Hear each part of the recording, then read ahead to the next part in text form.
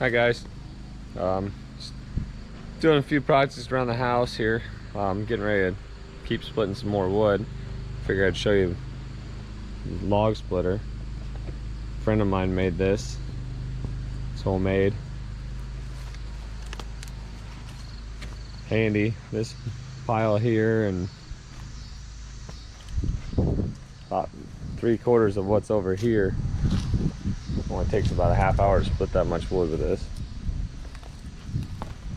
But it's got a lifting leg here that you can roll those legs right up, or roll those logs right up on and lift it right up to the splitter. And then traditionally on log splitters, a lot of them will have, unless you get into the processors, they have the splitting wedge on the cylinder, and they have a flat bar back here.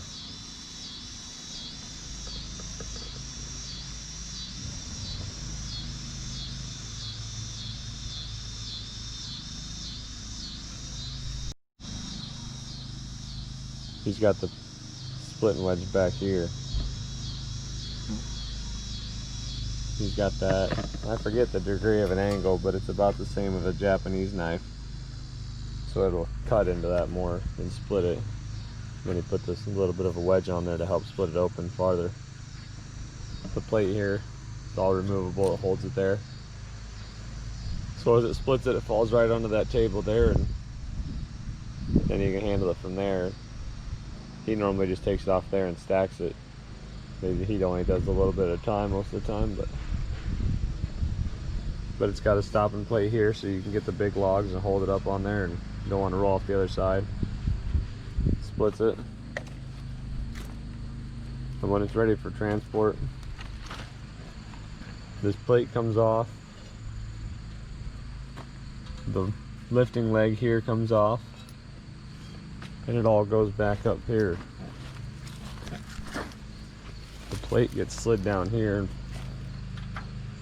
behind this bolt, and then that bolt gets tightened up on it to hold it right there.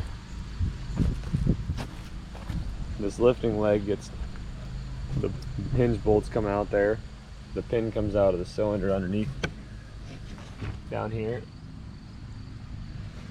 and it gets slid right up in here. He's got a hole here it's tapped for a bolt. Stick the bolt down in there and right down through the grating on that, and holds it there. And he's got a bracket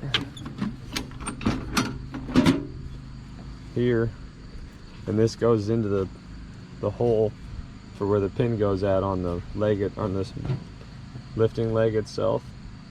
Gets pinned on there, and then the pin for the cylinder goes in there, holds that cylinder up.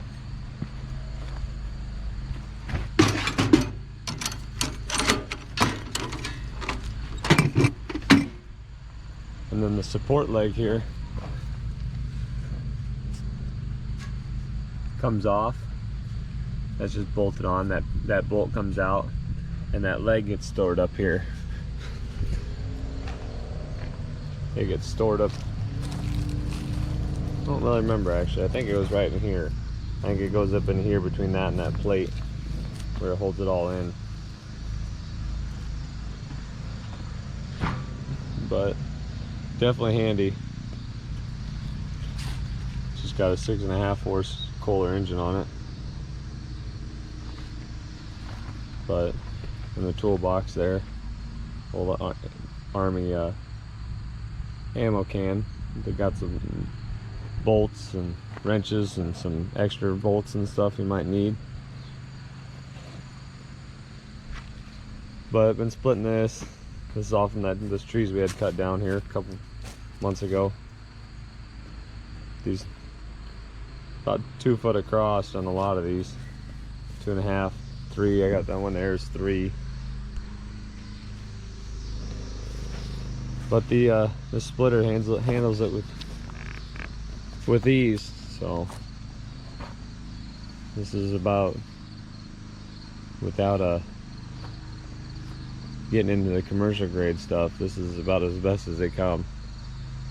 You get a professional grade wood processor, they're handy. They got a 6-way wedges or more. but you're talking a lot of money. This didn't cost him a whole lot. He went to the salvage yard and got a lot of stuff. The I-beam here, all the extra steel, a lot of that stuff came from the salvage yard. Some of it was new stuff he bought, but didn't cost him a whole lot. I think the most expensive part for most of it was took it to a fab shop to get everything bent that he needed bent for the fenders here and this plate here. So both fenders and the plate is what cost him the most. The tank he made himself, welded it all together. He added the drain to it last year. The cap had leaked. He normally just sucked it out of the top. He changed it all out, but the cap had a leak in it last year, so he got water in there. So he figured it'd be easier to drain everything. So when he took it out and cleaned everything out, he added the drain and then changed a different vent cap, which seems to leak a little bit because it's bouncing around. But figured I'd show you guys.